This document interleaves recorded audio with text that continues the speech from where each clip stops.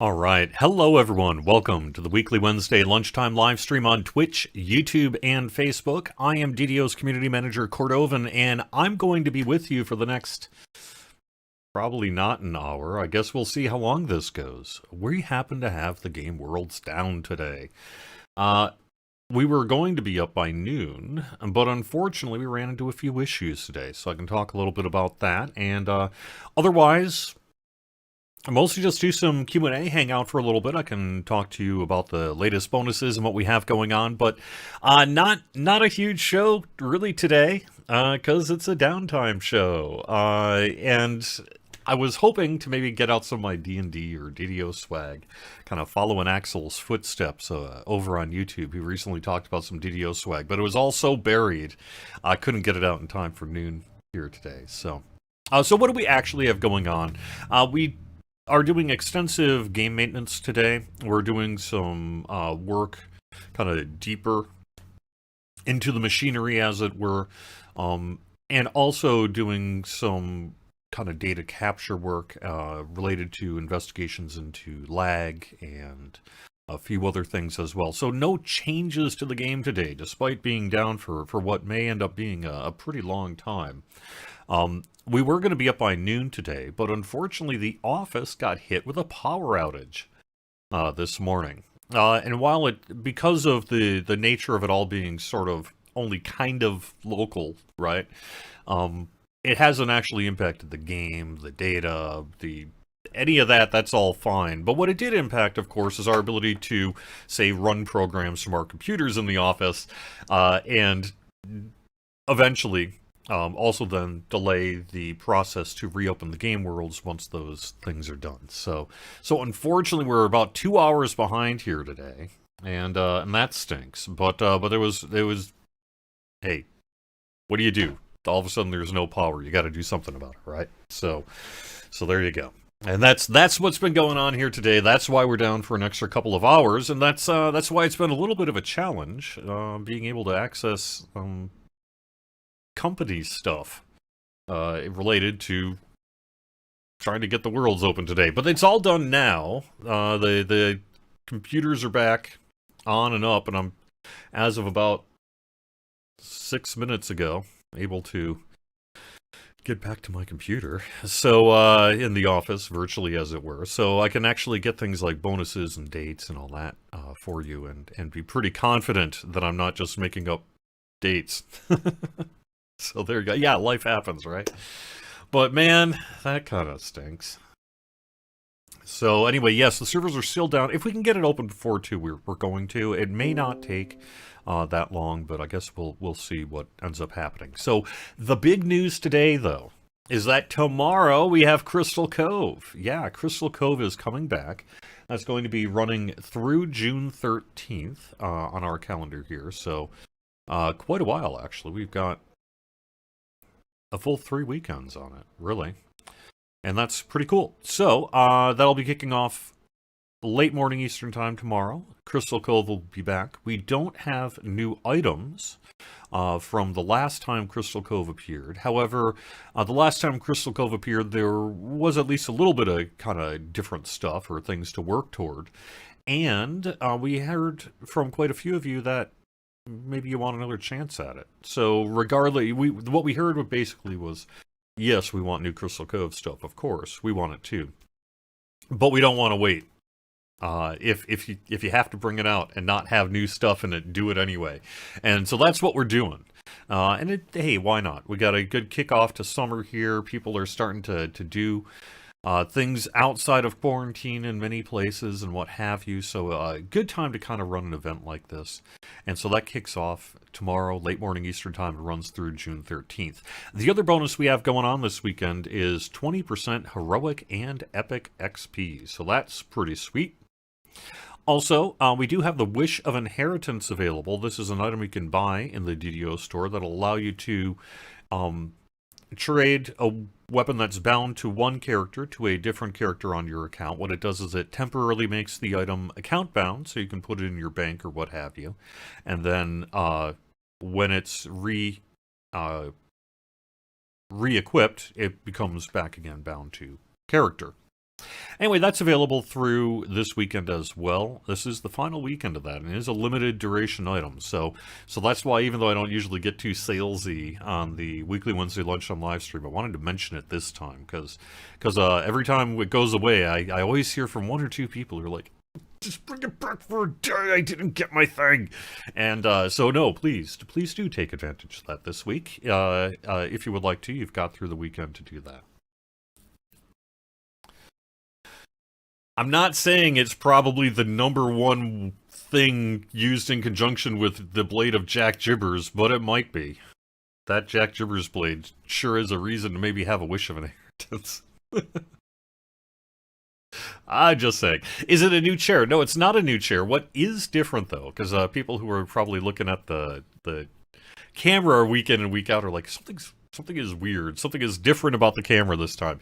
Yes, my blind is gone. I'm actually just gonna get casual here because why not? This is a fireside summer chat here. Normally, this is my room, right? I got my Atari poster, but this is a big window that's right on the other side of my monitor here. Waka waka. Anyway, it's all blown out because it's in the sun and it's a hot sunny day here. But that's what's different is all my lighting is off because I had lost the blind to that window when I was doing a bunch of housework this week. So that's what's up different. Yep. But yeah. Oh, it won't work on Gibbers? Really?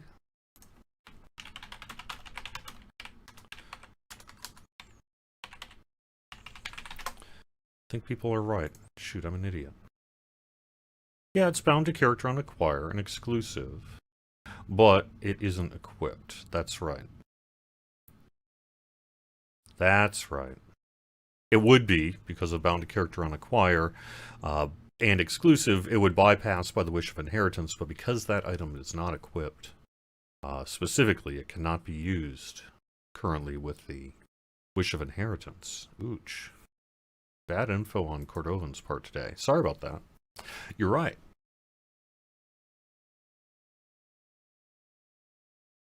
We should fix that. Because Gibbers is a potion. I don't think you need a poll to make that so. I have a feeling if we could, we would, because, you know. Gosh, sorry about turning this live stream into a den of lies. Yeah.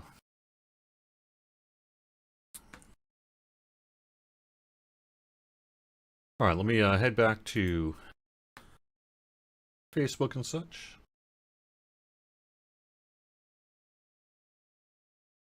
Well, I'm just going to have to try it, because now I've got someone in Facebook chat saying they thought it did work. So, but clearly I would think if it worked, people wouldn't tell me otherwise. So, sorry about that.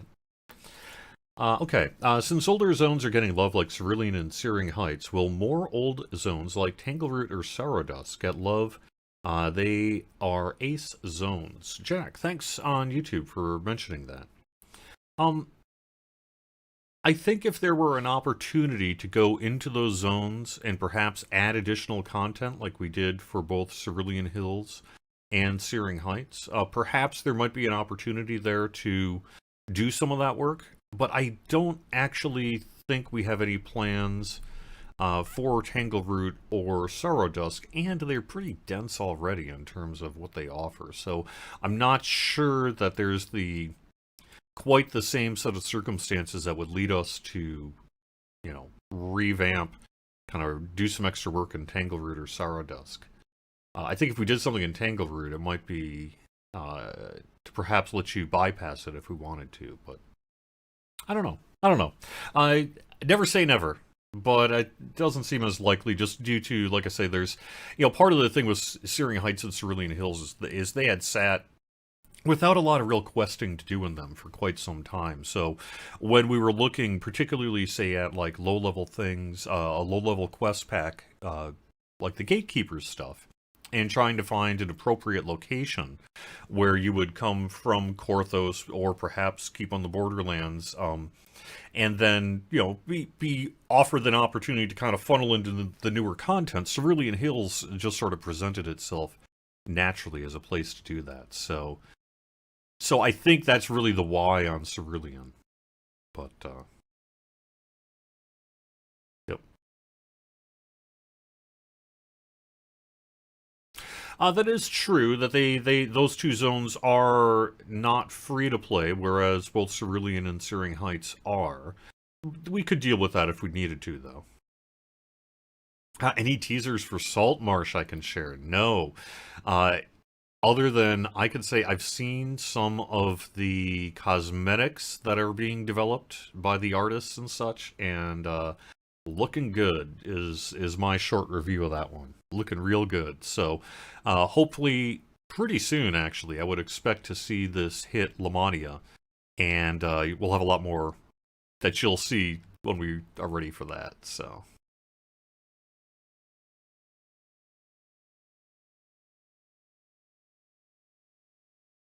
Cleaning up Threnal quest chain progression, that would be a kind of a nice to have someday. Maybe a quality of life pass could someday get that done.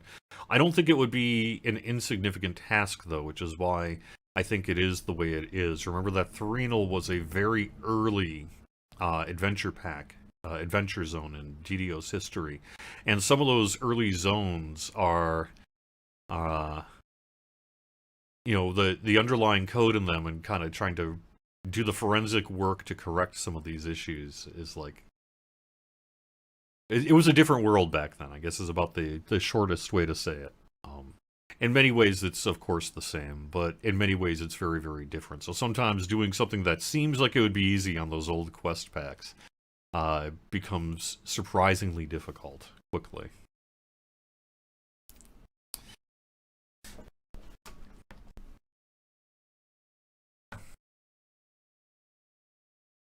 Oh, a nice bunny shirt? I know, I like it. I like it. It's a new one. I try to find shirts that I can wear on the stream that are less branded, right? You know, I can't be wearing a cola shirt, you know, for your most famous cola brand, or and generally shouldn't wear any shirts for other video game studios and things like that. You know, I've been known to wear an Iron Maiden shirt, but that's... no one's really going to care about that. As a matter of fact, it absolutely did come from $6 t-shirts. Yes, yes. So, all right. But hey, they've got a lot of generic stuff that I'm looking for, so. Like a new waypoint to the Titan raid, yes, on Facebook. Alright, D and K are kinda sparse on content since you run them. There's no reason to go back there after about level 13. Well, K in particular, you're going back there after level 13 because you're almost certainly running the Vonzon Epic, right? But, yeah, good point.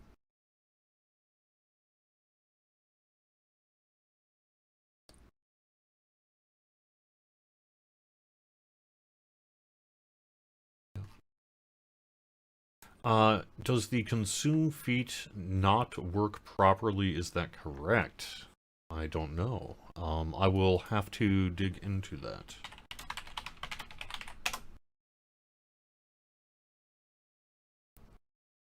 Are you talking about not working correctly with Intensify, perchance? Otherwise, we'll have to dig into that a little further.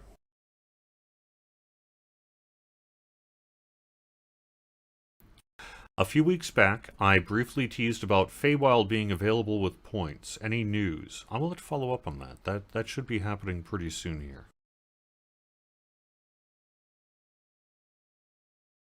Yeah, it is in the store. It is in the store. That happened... Did that already happen? Did I already announce that? I did announce that, didn't I? I could have sworn I did.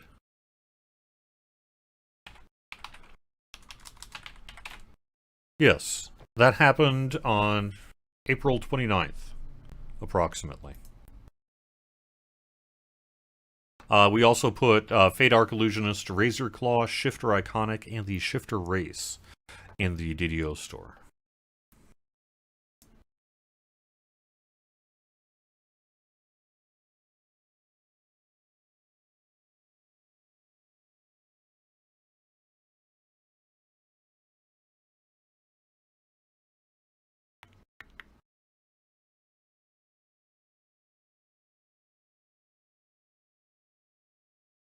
Sorry, I'm just trying to kind of figure out what I should chat about next. You see my cat. I don't see my cat right now. Oh, is the cat right there? Yeah, that would be the newest addition to the household. A cat named Hope. Was a little kitty, is now no longer a little kitty, but there you go. Bonus days, yes. So Crystal Cove is kicking off along with 20% heroic and epic XP. And the Epic and Heroic XP is through Sunday. Crystal Cove is through June 13th. So that's the big news, I guess, of the day, really. And then we are tracking towards, Lamania and quite a bit more in the very near future with Update 50. And then we have some things that are being worked on related to all the stuff happening later this year. Everything from, the Epic Destiny work to other things I probably shouldn't mention.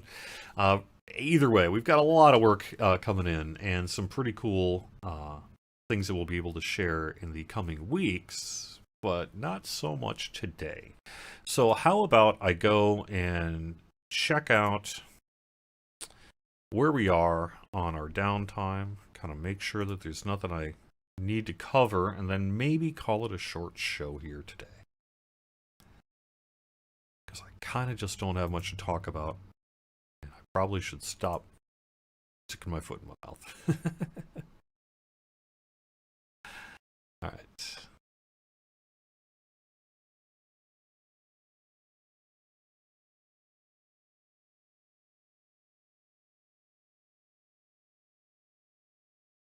Speaking of that,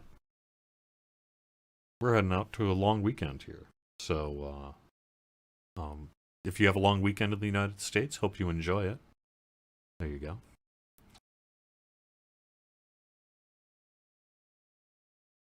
Any news of when the new common augments of damage, accuracy, tactics, spell penetration, etc. will be available in the DDO store? This from Macubri over on Twitch. The suggestion to add those to the store has come up. We have not yet done so. Right now, they're based in content, and I think that's going to be the plan here for the short term. But, we definitely have heard these suggestions to add them to the store, so perhaps sometime in the future we'll have news there.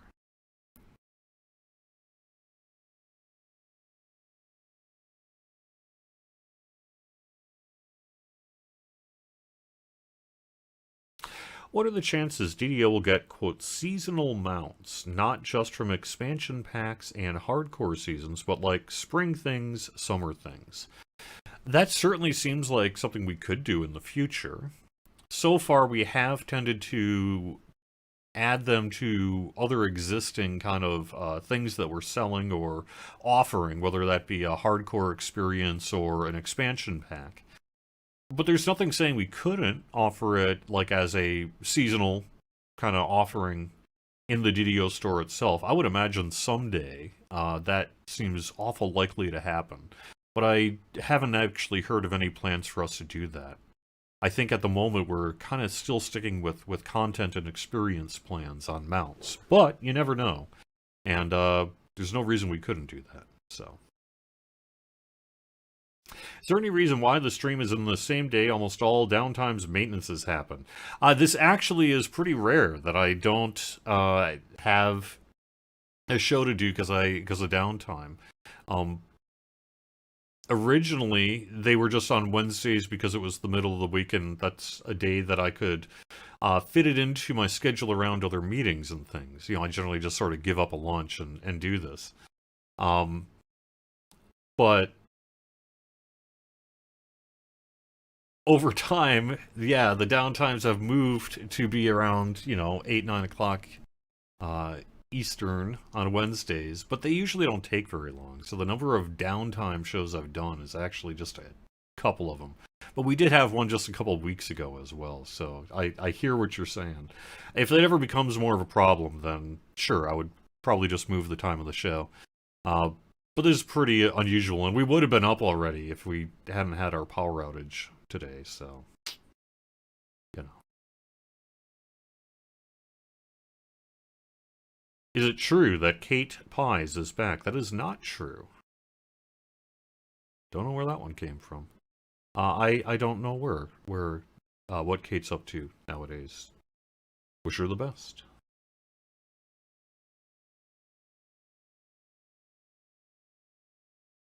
Are Epic Destiny updates still on schedule? Yes. Are Defender Tree updates still on the tweaks to-do list?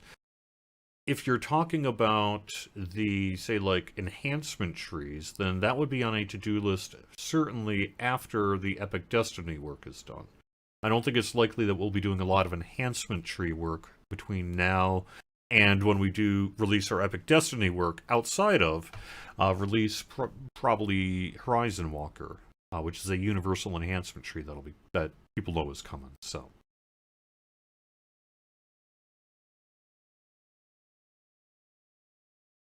I'm going to say definitely on the tweaks to-do list for the foreseeable future on that one. But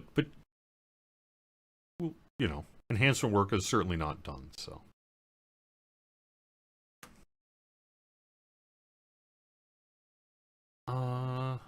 Will a level cap increase be in conjunction with the Epic Destiny revamp? Stay tuned, it's possible. We've long been talking about that as well. I don't know that they're not necessarily... They don't necessarily have to align, but I think it's possible they might.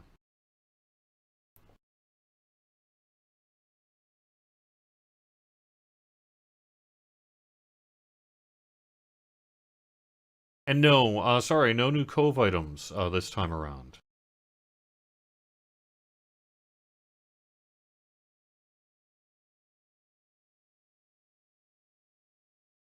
I'm not a big lunch eater in general. That's the other reason. I do Wednesdays on the DDO side and Fridays on the other game side.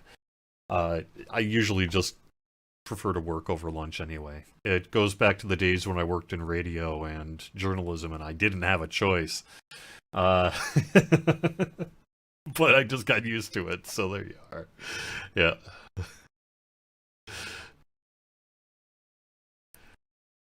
I am so grateful for the position I've been afforded here, and I every time I think back to some of the things I put up with as an employee in those old jobs,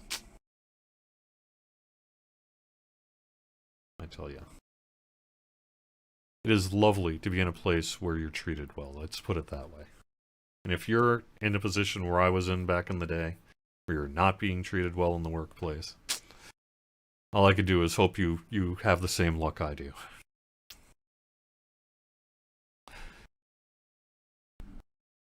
Yep.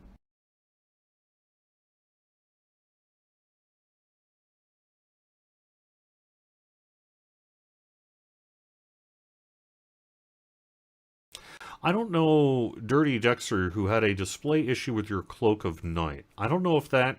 I would say submit a support ticket to see if there's anything they can do about it. Certainly. Someone is having a visual bug that made them all appear as level 16. So you thought something had happened where your level 16 was duplicated and accidentally deleted 2 of them. Well, that's a bummer. But yeah, CS hopefully can help sort that one out with you. Yeah, I would mention just a couple other things that people have mentioned I could share here before I wrap up the show. I have been noticing that Strimtom and Lunabill have been getting together on Strimtom's YouTube and Twitch channel to do some theoretical kind of game dev, as it were. The idea is just, what would be the thought process in creating an enhancement tree? Give you a little bit of a behind-the-scenes look at some of the considerations that get into it and all that. But it's very much also positioned as enhancement trees that will never happen. That's by design. This is all theory craft only. And in part because we have to make sure that we're not talking, we're not releasing information about upcoming changes through this means, but also because it positions it nicely, which is, hey, this is a behind the scenes look on how to do this thing, not any kind of indication of what will be coming. I noticed there's a little thing that cropped up on the forums this week about that, where someone who was less familiar with the live streams that StreamTom does had accidentally perhaps overweighted what they were seeing, in terms of something that was coming to the game or something like that. And just to be clear, that's not the case. It's really a casual show that Linabelle and StreamTom do, related to just theory crafting. But it is valuable in that you can kind of get a sense of some of the considerations that go into making these kind of things. So, yeah, I would also mention that I, for the next couple of months, am going to be bringing out a tabletop thing where the party is returning to Chanticleer. This was pre-recorded in mid-May, and is being split into 3 parts, being released on D&D Night on DDO Stream. And that's on Sunday nights on twitch.tv/DDO Stream. We have a rotating cast of DMs, and I take the 3rd Sunday of the month. So for the 3rd Sunday of the month in June and July, I'm going to be doing parts 2 and 3 of a Chanticleer tabletop thing that I did for about 6.5 hours on a mid-May afternoon. It was a good time. It isn't meant to be sort of a D&D version of Chanticleer. It only is thematically really involved. They're going back to these places, a few of these places, to deal with the consequences of really the Seal of Chanticleer. But if that's of interest to you, maybe you want to check it out this summer. And so Sunday night, 7 to 10 p.m. Eastern, twitch.tv/DDO Stream. Can I speak about the addition of a new producer to Lotro? And will that free up Sev to focus primarily on DDO? No, it will not. The position is not equal to Severland's. The producer position that is in Lotro is underneath Severland, is a standard game development team producer position, not an executive producer position. So what that means is it's more about the process, sprint planning, keeping things organized internally, making sure progress is being made toward milestones that you have in the development process, things like that. It's not more of a corporate executive level position.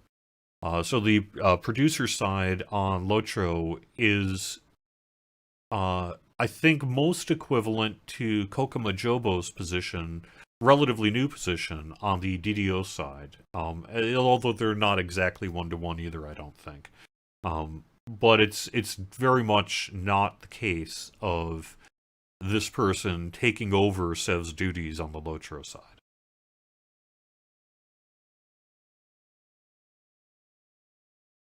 Agile sprints, yeah, at least some of them do that. Yeah. How am I doing on hardcore? I just last night, in preparation for hopefully being able to do that today, ran the last couple of Tangleroot quests. I ran the last couple of level 3s I needed to do, so I got all the level 3s done. I was able to take level 8, and I popped into level 4 last night and ran Irestone Inlet. So I did that. That's where I'm at right now on hardcore. My character's level 8, doing okay. I was hoping to play it on the stream here today, going into Tangleroot and then the Sharn Syndicate quests, and then go from there. So slow but steady is, I guess, what I would say on hardcore, but still alive. I have not died once yet this hardcore season, so we'll see. We'll see. And my other character is level 5, 6, which is a rogue that I kind of have been bringing up in relative parallel to this one based on which quests I've run and haven't run with the group and which ones I ran on the live stream. Because if I run it on the live stream, I probably don't want to rerun it and put myself at risk just for the heck of it. So, you know, there we are. And yeah, unfortunately, I'm still not seeing, and the game world's open or anything yet. It's going to be just a little bit. So I think I'm actually going to wrap up the show. We need guides in the Underdark. Wandering around hoping to find kidnapped dragon knights is the same as a special ops team just wandering. Okay, well, I see what you're saying. I actually do agree. I think that if we were to have the opportunity to revisit the Underdark area, there is some ability to get around, through the portals, but they're not necessarily that easy to find or understand where they all go. So a fast travel route through the Underdark would be pretty darn useful, I would agree. Maybe someday. Maybe someday.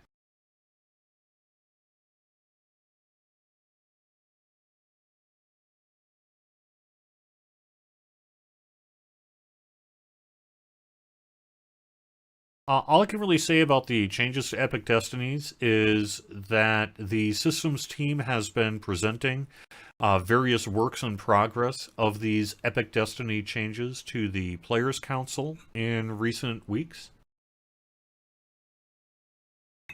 And that's in preparation for getting it ready to present to the wide public on Lamania. And presumably that should be happening in the relatively near future here. But the Epic Destiny work is a little later this year, so we're not there yet.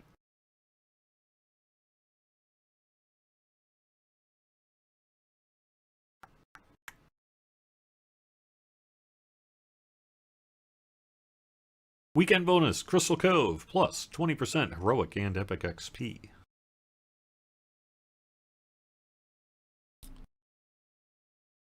We are looking into a question about why some deaths are not being broadcast on the hardcore server. We don't have an answer for you yet. We have checked to make sure that the threshold, which we do have the ability to arbitrarily set, was not accidentally set too high or something like that. We have also checked to make sure that the death messages aren't being impacted by what, say, race or class you are.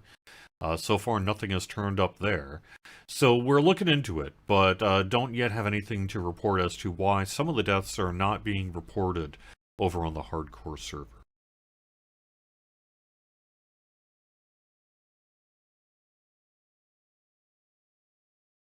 Crystal Cove will run actually quite a while here. I've got it set on our calendar as running through June 13th. So that would be this weekend, next weekend, and the weekend after that, being shut off that following Monday morning. Do I know what account has the most deaths on the hardcore server? That would be... We could get that info, but no, I do not. I do not.